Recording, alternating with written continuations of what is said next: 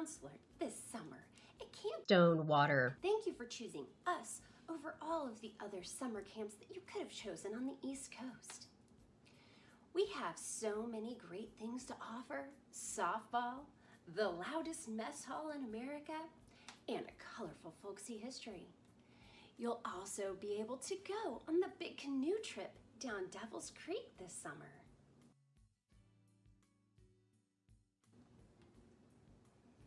One thing to note, all of us were written by a Weinstein, so the girls are really naive and the boys are really pervy and rapey. So, here are a few things to note about the wildlife of Camp Stillwater. Our outdoor showers are a great place to commune with nature, but they're also an amphitheater of masturbation for our pervier younger folk. So remember, girls, our motto: before you take your top off, look up. Our boys can be a bit rambunctious, so here are some things to look out from the wildlife of our camp. If a boy says something like this to you, two people like each other. They want each other, so you do it. or this, Listen, you can trust me, you hear? It's gonna be real good. Real good, I promise. that usually signifies a high probability of date rape. So tell a counselor. We won't do anything about it, but it's really helpful information if you go missing later. We do an extensive background check on every one of our campers to ensure that every boy is under the age of 18. So despite the full facial hair, muscles, man bod, dad bods, just know that all of those campers that you are with are in fact teenagers. I sincerely hope that your stay at Camp Stillwater. is the best ever. And with any luck, you'll also get to see George Costanza's big white ass.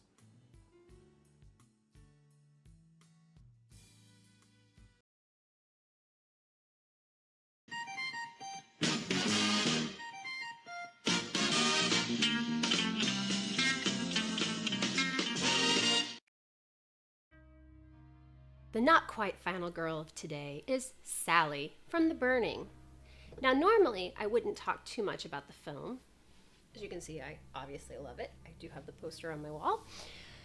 It is one of those movies that within certain circles I find that a lot of people know what it is and hail it as a classic, and then within other circles some people don't even know what it is. So I'll spend a little bit of time on the movie itself.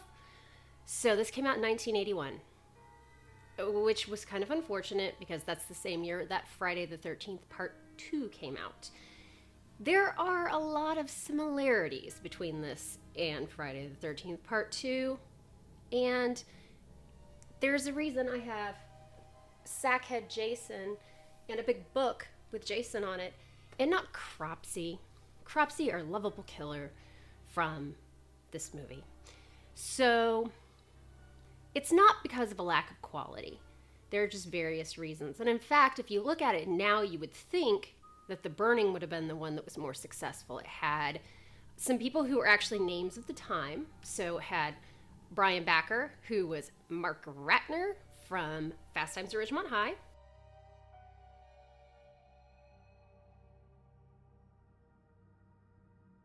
Leah Ayres played Michelle, and I find that most guys know her from Jean-Claude Van Damme's Bloodsport.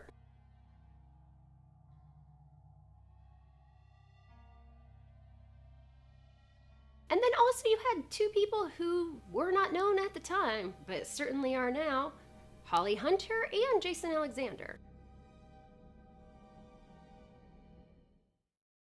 For a couple of you who didn't already know I was a dork, I collect fashion dolls and Barbies.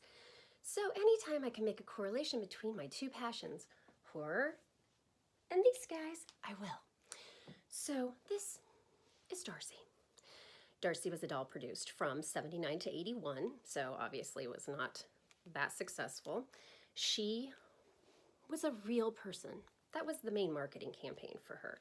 So she was created by Kenner, who made all the Star Wars toys that we loved. They were a tiny little company. They had effectively beat out all the big dogs like Mattel. So they'd cornered the market in action figures and decided to go on to fashion dolls. So obviously, you know, they're trying to do some things different than what Barbie had. So she had articulated hands, her elbows bent, her feet are normal size. And notice, I mean, she's thin and beautiful, but she is proportional. So she had a lot of things going for her that Barbie didn't. She also had a very extensive backstory. So Kenner really believed in this doll, and they believed in the idea that girls would want something more realistic. So they dumped a couple $1 million in 6 months into the marketing campaign for this doll, more than they ever did for any of the Star Wars toys. Not that they needed to market those, people were gonna buy them. So she had all kinds of things. She had a booklet that came with her. She's a model, of course, living in New York. She owns her own goddamn disco, of course. But they had commercials, they had full-size standees in stores, dumped tons of money. Now, why was she not successful? Because she was too realistic. Not a joke. However, when Kenner still thought that was a good idea, their marketing campaign included commercials, which included, of course, a real person who would play Darcy. See if you recognize Darcy in this commercial. She's so full of fun. She's got a look that's always within. Here's Darcy CoverGirl. That's right, Leah Ayres, Michelle from The Burning, was the face of Darcy.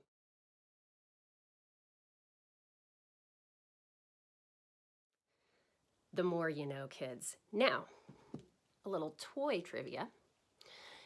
If you are a child of the mid-'80s, you might think she looks sort of familiar.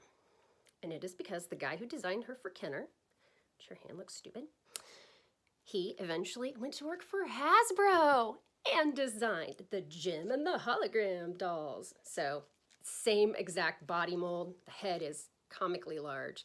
And of course, you know, Darcy never had the light-up revenge earrings. Anyway, there you go. This was also a Miramax production. It was,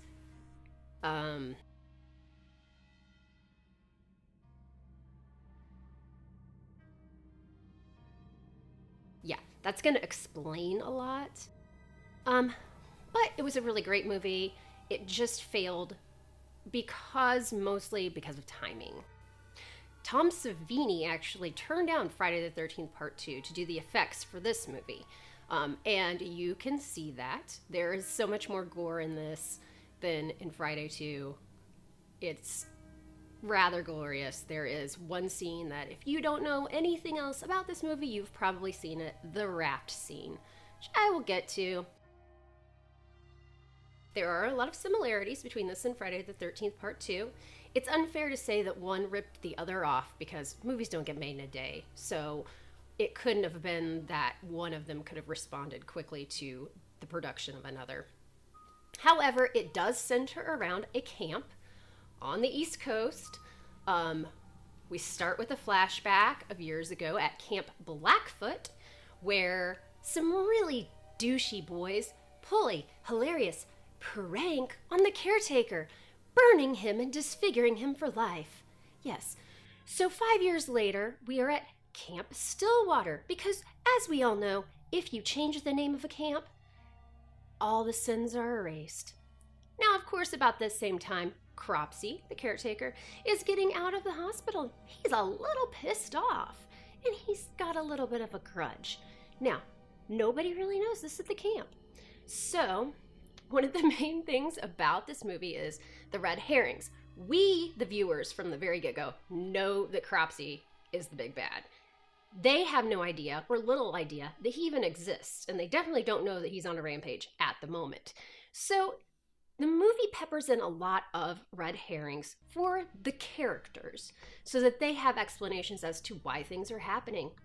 And 99% of those red herrings are perverted, rapey camper boys. Yeah! The only shirt that I have that has Cropsy on it is my Slasher Sunday shirt. Also has Jason Smith, Sinister Cinema Reviews, my co-host for In the Mic of Madness with Brad Thornton.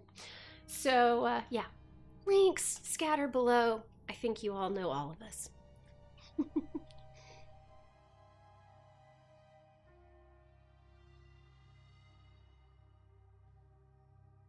Carrick Glenn plays our lovely Sally, and Carrick was only in another TV show, one episode, did a made-for-TV movie, and here's my 2-minute soapbox.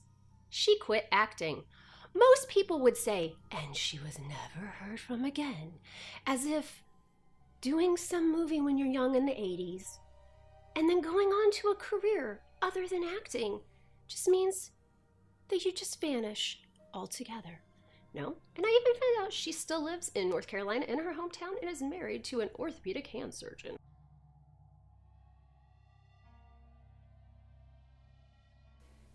So from the beginning, we are introduced to Sally, braless and running around the bases of a softball diamond.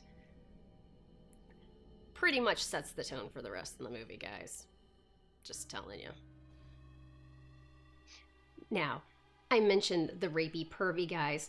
At first, we are introduced to Karen, who is sort of dating Eddie, who is a creeper, and she even admits it. So just listen to this dialogue and just soak it in, people. Soak it in. Sometimes he really scares me. It's true. Yeah, that's the kind of guy that we're dealing with here, kids. There's a camp full of them, and we haven't even met Sally's sweetheart Glazer yet. He really reminds you of one of the sweat hogs from Welcome Back, Kotter.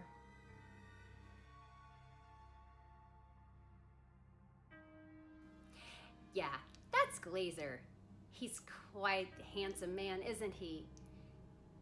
He's lacking a few brain cells, but, you know, he's full of charm, right? She's very smitten with him, obviously, probably because he is the cute boy at camp.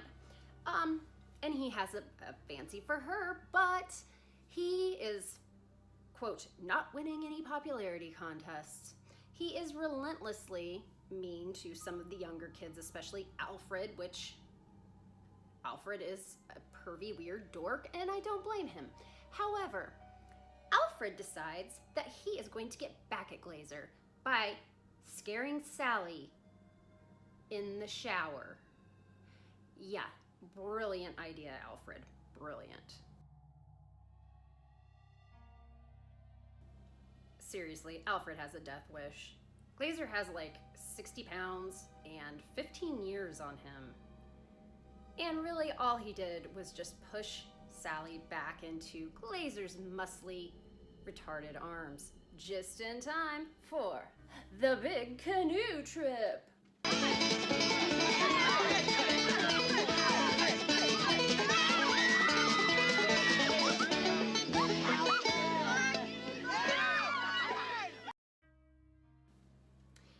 Now, if we want to talk about a film that copied another film, that scene was directly stolen from a 1977 film featuring kids paddling down a river on a perilous journey, folksy music, and characters named Sally and Woodstock.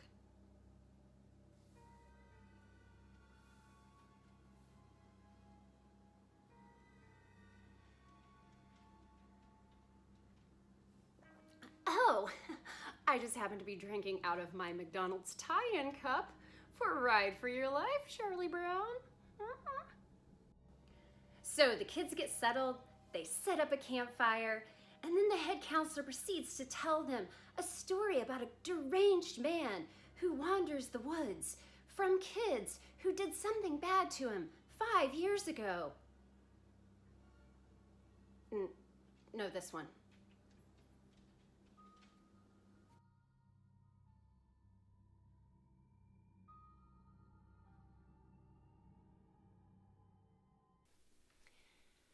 Okay, that same year, 1981, another film came out centered around a camp and the counselors and the campers and a crazy person who lived in the woods who was out for vengeance, and a campfire where the head counselor told a story about said crazy person to scare all of the kids. His name is Madman Ma. In case you didn't understand what he said Madman Mars. There's actually a kid actor that you can hear say, "What'd he say?" Okay, this movie is not good. It is called Madman, simply. I have a lot of nostalgia for it, though. It was one of the first movies that my daughter wanted to watch on repeat with me when she was like 4 or 5. So it was kind of her introduction to slashers. Whether it be good or not, I have a fondness for it. But it does have one notable thing, and that is that Madman Mars has a kick-ass theme song. If you've never heard it, go Google it. It's pretty awesome.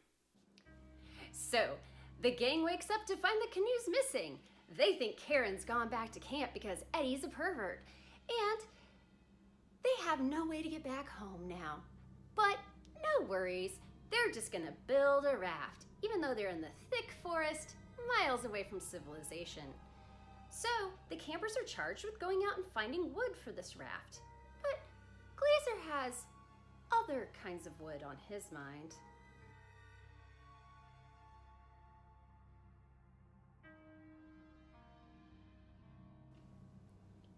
So, as the kids on the raft go to their bloody death, Sally and Glazer go out to the forest to have sex. And death. Yeah, now what I really love about this is that despite the fact that Glazer has walked all over her the entire movie, she is not even hesitant to shame him for being a lousy lay. That's all. Is it? So, she does trust him that it's gonna be real good, baby, the next time, and he charms her into starting a nice fire, so he goes back to camp to get some matches, and this is where Sally meets her demise. So she's alone.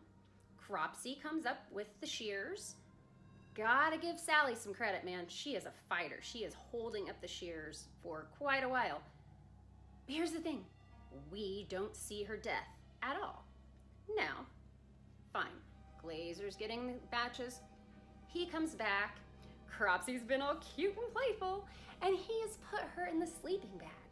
And Glazer pulls back the sleeping bag, and we see her face, but we don't see her wounds.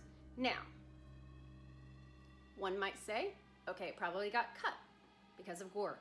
No, there is a point in this movie, not to give the raft scene away because you do need to see that on your own, but there is a point where Eddie gets shears right in his throat. I mean, just full on. So this could not be because of gore. I watched all of the commentary, deleted scenes, which there aren't any deleted scenes, but just kind of the behind the scenes footage. No one even makes mention of the fact that Sally is a complete off-screen kill and off-screen corpse, really. So that's a little disappointing. Now, the only good thing is that, Glazer dies a horrible, horrible, glorious death. And I think that's where they were going. So I feel like she was overshadowed in her death because of that goddamn Glazer. All right, our girl's dead. So here's the rest of the movie. So all the kids on the raft get completely plowed down by Cropsy in a bloody, bloody, beautiful ballet. And of course, he sends the raft back to camp where they find all the body parts. All the kids freak out. Most of them go back on the raft to try to get help. Alfred is, I don't know, jacking off in the forest or something, so Todd has to stay behind. And Michelle takes a bunch of the kids back and talks to the supervisor to get the outboard. And he has the weirdest fucking face. And they only ever call him the supervisor. He never has a name. It's really bizarre. Anyway, so Alfred and Todd are out in the forest having a showdown with Cropsy. The kids are probably starting their drug and alcohol problem at camp. But something to note about this, I won't say what the deal is, but Todd, we find out something about Todd.